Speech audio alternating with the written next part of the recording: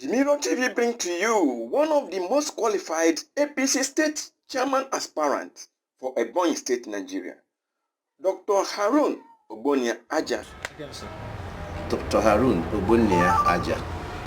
I'm vying for the state chairman of APC in EBONYI State, the incoming APC EBONYI State. By the special grace of God, it's not by my own grace, and by the question through to me by your colleague. Yes, I have a concern, serious concern for coming to vie for this position. I'm a grassroots politician. I grew from the grassroots. I have served as a world chairman of a political party, NRC, in the 90s. And I knew exactly what is grassroots politics. I've also graduated from the world level to state level, and I also attended the NRC National Convention in Port Harcourt, call it Port Harcourt 1993. So I've seen a lot of it. That was NRC. I played DPM politics. I contested to the House of Representatives. That was the AJAH era. It didn't work. That system did not work. We graduated from NRC. That was when we were in Abia side. By the time we came to EBONYI State from the Afikos, EBONYI South block of the state, we were in DPN. I told you. From DPN, we graduated to APP, All People's Party. And in All Nigerian People's Party, AMPP. I was a state secretary. That was in 2002. And I also contested as part of the House of Reps in APP2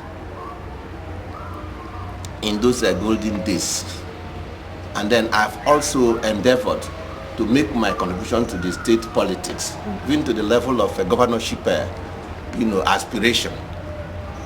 I knew what happens in our polity, politics, and I felt that there is a sort of bastardization of the political process, especially when it comes to grassroots politics. Of course, the grassroots politics has to do with the local governments, the communities. That is where all of us belong, and that is where the problems are. The urban problems are sort of holistic problems. They are more there because that is where the populations are. So I saw it all, and APC was formed 2014. We're the pioneer members. Of course, our legacy party, now deformed, APC was one of it, which I told you I served as a state secretary. Dr. Bunanu was the national chairman then, and he facilitated the formation of APC by the three legacy parties and others that joined. So from that time, we were just observing how the system would go. Until now, we found that the system is not really going well as far as the grassroots politics is concerned. Of course, all of you knew that even at our local levels, a lot of things are not going well, true or false. If anybody say it is not true, that is why even the federal government has tried to give what they call local government autonomy. With all that magnanimity, the system has still not allowed to work. Not allowed to work. And that is why I felt, since APC has become a ruling party, a national party, I notched the ambition to come in as a grassroots man to see how I can salvage the grassroots people by taking power back to them. That is all the concern I have, and that is what formed the bedrock of my aspiration. Because democracy, we say, is government of the people, by the people, and for the people. But today, the definition is different. It's like government of the elites, by the elites, and for the elites. So grassroots suffers for those who have touch of it. So that was what prompted me to come, to reposition this party for the interest of the generality of Ebonyans, particularly those at the grassroots. And as I'm coming, I'm coming with a very clear manifesto to reposition the party for the interest of the populace and the Ebonyans empowerment, genuine empowerment, and to help the government that is going to be in place to implement the party constitution and manifestos, because presently there are a lot of manipulative tendencies in our system where law, rules, regulations are not followed. It is cut and join, and some of us don't like that kind of. That's what kept us where we are. So there must be a legal procedure, there must be a political procedure, and there must be law and order, and we must be able to be convinced and ready to abide by it. If not, the system will not go, because those laws were made to be obeyed. And that is what informed my intention to run for the position of state chairman of All Progressive Congress, APC, and other points on my manifesto, which include the issue of truth, trust, and transparency is lacking in our system. People don't tell us the truth. There is no trust and there is no transparency. And that is why things are not going well. Some of us want to come. Leadership is all about credibility and integrity. And when it is lacking, it's all like garbage in and garbage out. What you give the system is what the system gives to you. And because they have not been transparent, they have not been true, they have not been trust, our system is shrouded in this issue of controversies and also lack of trust, and to some extent lack of performance by leadership. So you can see it that our single problem in this nation, especially at all levels of the nation, is the issue of bad leadership. And that has been informed by our inability to apply due process in our political programs as programs and implementations. So I want to bring that change of reposition the party for the service of Ebonyans, to the glory of God and to the happiness of all mankind. Our constitution in APC provide for consensus, for sure, but consensus should not be with impunity or manipulative tendency for operation. Consensus will be when they are aspirants of credible characters, because we're talking about characters now. When they are contestants of credible characters, of ascertained competence, capability, consistency, and all whatnot, and they are about 3, 4, 5, 6 or thereabout, you put the mechanism of consensus in place to see out of the lot, how can you bring out the best? It is at that point that we provide consensus, which is in the constitution. But where consensus fails, they go and test their credibility and their popularity. Consensus is not about imposition. What you are seeing now, what people are talking about consensus, is all about manipulative imposition. People manipulate and impose, and they want to hang it on the neck of consensus. It is not true. Because if you go and ask the people whether they were, they will tell that no, they were forced to accept what they have accepted. There was no consensus must come from mind. It will be a matter of agreement. Yeah, we agree. Out of 3, 1 is the best. Consensus will not even be by leadership. It will be by the aspirants. I contested election. One of the contests I went to, we were asked to go and discuss and agree to bring one person.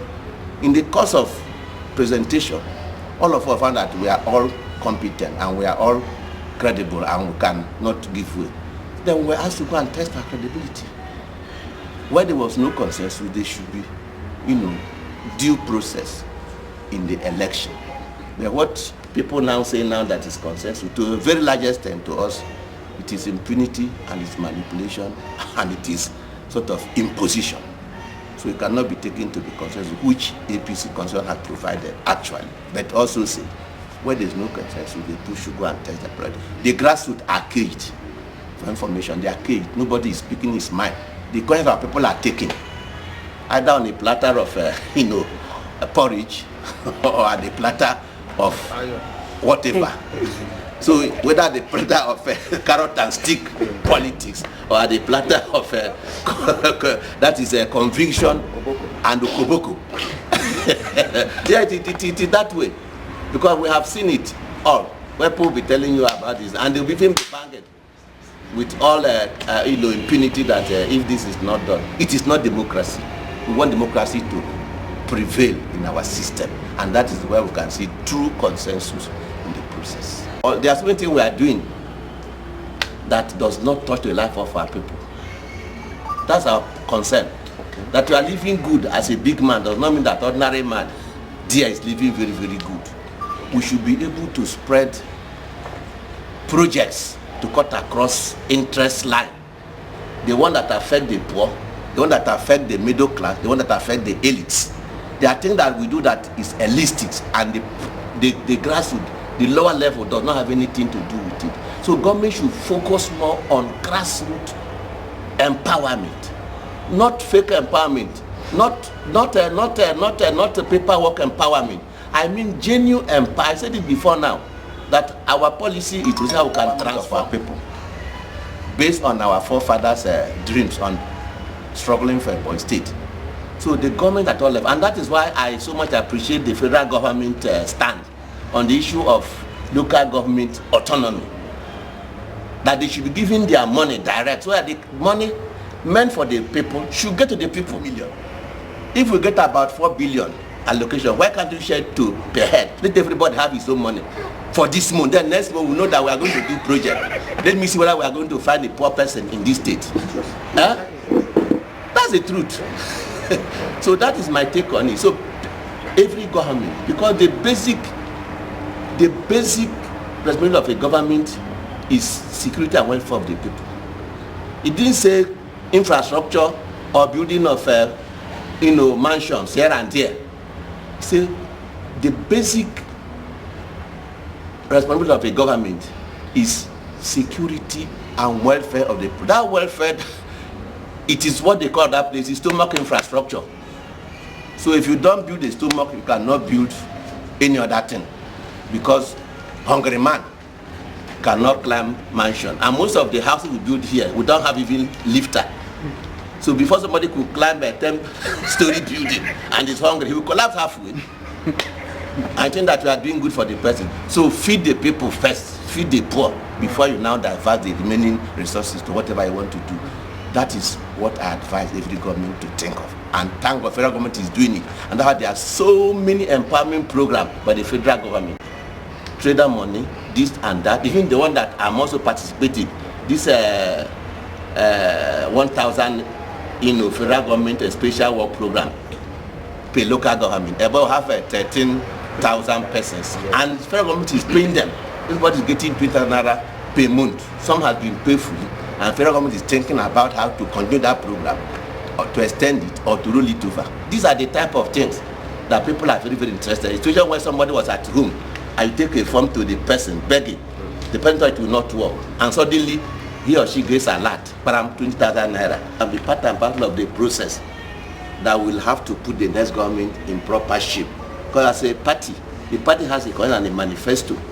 And most of what government do sometimes, they go away from the party manifesto and do their personal interests, which does not even help the party to progress. My advice is that development should be bottom top and not top bottom. I don't understand very well. It should bottom top in the sense that you go to the people. I want to remember what was happening sometimes when we were in Abia State, what we used to call a community forum. You go to the grassroots. We have 171 wards in this state. I'm using a boy as an example now, as a case study. And we have, I think, about 400 something communities. Put them together. You have to study their programs, their problems, their wishes, their aspirations. What could be done for them to be happy as people? Because what will please you is not what will please me.